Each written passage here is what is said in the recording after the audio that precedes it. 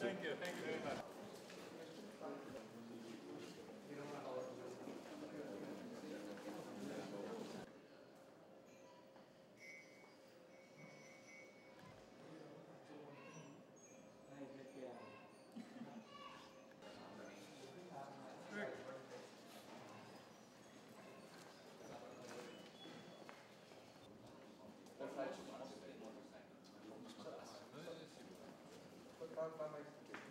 Wrong direction? Wrong angle. Then you will then point this after the road surgery. What engineering needs will remedy that for that. Oh, I see.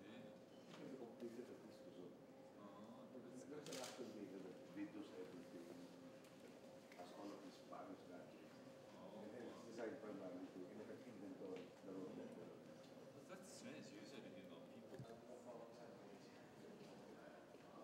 You might have both. Good sir, President.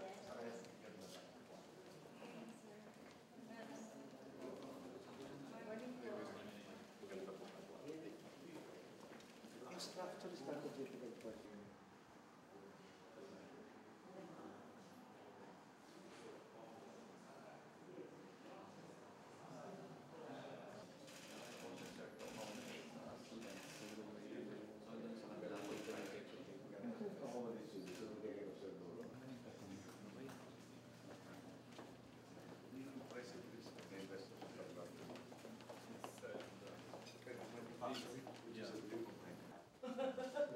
That's wax.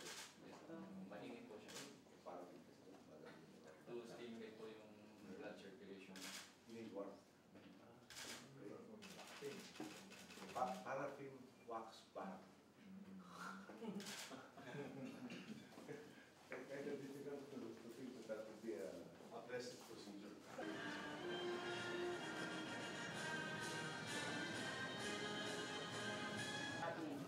Pag mula sa isang linggo ng ulan, isang linggo po ito ng Aurora, especially this hospital. Tayo tignan ng maganda ng foreign countries, papahinga at magpapagaling. Kaya lamang po kung nakita po ninyo yung aming magandang kama binigay ng Japan, ang nakakatakot po ay baka po pag nasarapan ang pasyente, ay sabihin po niya, may sakit pa po ako, hindi pa pwede umalis. Talaga pong napakaganda. Class A po talaga ang world class po ang equipment at ang hospital na binigay sa atin ng Japan. Maraming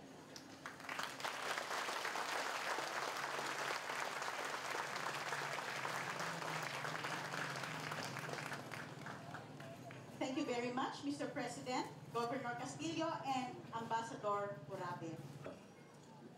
Tuwaw sa Apari, magandang bayan ng Cagayan. Hindi ko na babanggitin itong mga kapatid ko, no? Mga mahal kong kababayan, isa akong karangalan na ipakilala ko sa inyo ang ating hong minamahal na Pangulo, His Excellency Benigno Simeon Aquino III, President of the Republic of the Philippines.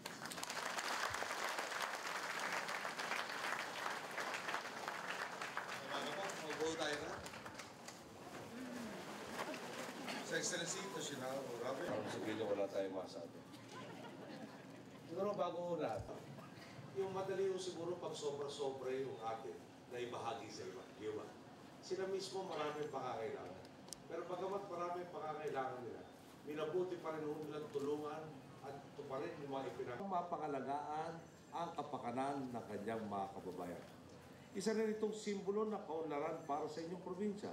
Isang patunay sa lalong umiigting ninyong kakayahan. Tingin ang kakayahan nito maghatid ng serbisyo medikal upang pakalagaan ang puso.